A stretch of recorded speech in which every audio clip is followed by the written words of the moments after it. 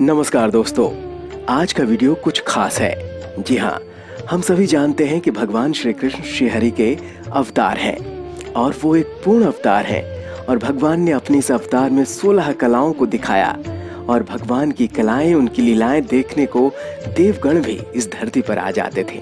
लेकिन कहा जाता है जो जन्म लिया है उसे तो जाना ही होगा, ये तो प्रभु की नियति है और जब भगवान ने जन्म लिया है तो वो भी इस जीवन से मुक्त होंगे और अपने धाम को जाएंगे। ठीक उसी प्रकार भगवान श्री कृष्ण की भी मृत्यु हुई थी और वो फिर अपने धाम को चले गए थे।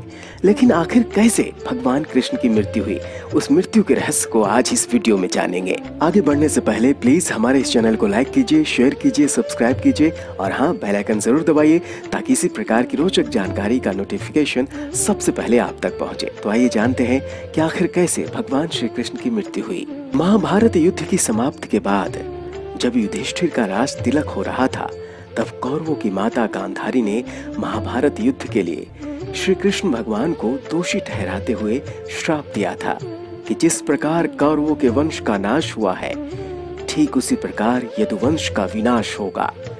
इसी कारण से भगवान की मृत्यु हुई और संपूर्ण यदुवंश का नाश हो गया था। फिर भी भगवान श्री कृष्ण द्वारका लौट आए और यदुवंशियों के साथ प्रयास के क्षेत्र में आए। यदुवंशी अपने साथ अन्य फल, आहार सामग्री भी लाए थे।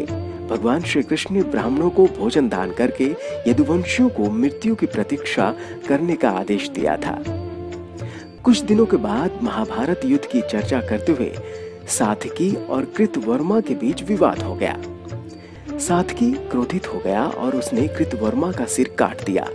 इस कारण उनके बीच आपसी युद्ध छिड़ गया और वे समूहों में विभाजित होकर आपस में लड़ने लगे। इस युद्ध में श्री कृष्ण के पुत्र प्रद्युम्न, मित्र सात्विकी और अनिरुद्ध सहित सभी यदुवंशी मारे गए। केवल बबलू और दारुक ही बचे थे। भगवान श्री कृष्ण जानते थे कि अब सब समाप्त हो चुका है और फिर वो एक पीपल के पेड़ के तले जाकर चुपचाप धरती पर बैठ गए। भगवान श्री कृष्ण ने उस समय अपना चतुर्भुज रूप धारण कर रखा था और समस्त जगत को प्रकाशमान कर रहे थे। उस समय भगवान अपनी दाहिनी जांघ पर अपना बायां चरण रखकर बैठे हुए थे। उनका लाल लाल तलवा रक्त कमल के समान चमक रहा था। तभी वहां से जरा नामक एक बहेलिया गुजर रहा था।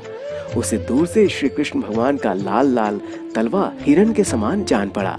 बहेली ने बिना कोई विचार किए वहीं से एक तीर छोड़ दिया जो कि भगवान श्री कृष्ण के तलवे में जाकर लगा। जब वो पास आया तो उसने देखा कि ये चतुर्भुज पुरुष हैं, इसलिए डर के मारे कांपने लगा और भगवान श्री कृष्ण के चरणों पर सिर रखकर उसने कहा कि हे मधुसूदन, अनजाने में ये पाप किया है और वो क्षमा याचना करता है।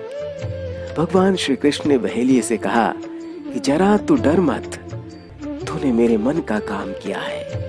अब तू मेरी आज्ञा से स्वर्गलोक को प्राप्त करेगा। भगवान श्री कृष्ण धरती पर 125 साल तक रहे थे। बहेलिये के मारे जाने के बाद वहां भगवान श्री कृष्ण के सारथी दारू पहुंच गया। उन्हें देखकर दारू के नेत्रों में आंसू बहने लगे और भगवान के चरणों में गिर पड़ा। तब श्री कृष्ण भगवान ने दारू से कहा, अब तुम द्वारका चले जाओ और वहां बलराम भैया की परम गति और मेरे धाम जाने की बात कहो। उनसे कहना कि अब तुम लोगों को द्वारका में नहीं रहना चाहिए क्योंकि ये नगरी अब जलमग्न होने वाली है। सब लोग अपनी धन संपत्ति, कुटुंब और माता पिता को लेकर इंद्रप्रस्थ चले जाएं। ये संदेश लेकर दारुक वहां से चला गया। दारू के चले जाने पर ब्रह्मा जी, पार्वती, लोकपाल, बड़े बड़े ऋषि मुनि, यक्ष, राक्षस, ब्राह्मण आदि सभी आए और उन्होंने भगवान श्री कृष्ण की आराधना की। सभी भक्ति से पुष्प की वर्षा कर रहे थे। भगवान श्री कृष्ण ने अपने विभूति स्वरूप देवताओं को देखकर अपने आत्मा को शुरू में स्थित किया और कमल के समान नेत्र बंद कर लिए और इस तरीके से भगवान श्री कृष्ण बैकुंठ लोक को चले गए। दोस्तों, श्रीमद् भागवत के अनुसार जब भगवान श्री कृष्ण और बलराम जी की स्वधाम जाने की सूचना उनके परिजनों तक पहुंची तो उन्होंने भी इस दुख से प्राण त्याग दिए। देवकी, रोहिणी, वासुदेव, बलराम की पत्नियां, श्री कृष्ण भगवान की रानियां आदि सभी ने शरीर त्याग दिए। तो दोस्तों, आपको ये प्रसंग कैसा लगा हमें कमेंट करके जरूर बताएं। इसी प्रकार की रोचक जानकारी के लिए हमारे इस चैनल को लाइक कीजिए, शेयर कीजिए, सब्सक्राइब कीजिए और हाँ, बेल आइकन जरूर दबाइए ताकि वीडियो का नोटिफिकेशन सबसे पहले आप तक पहुंचे। नमस्कार।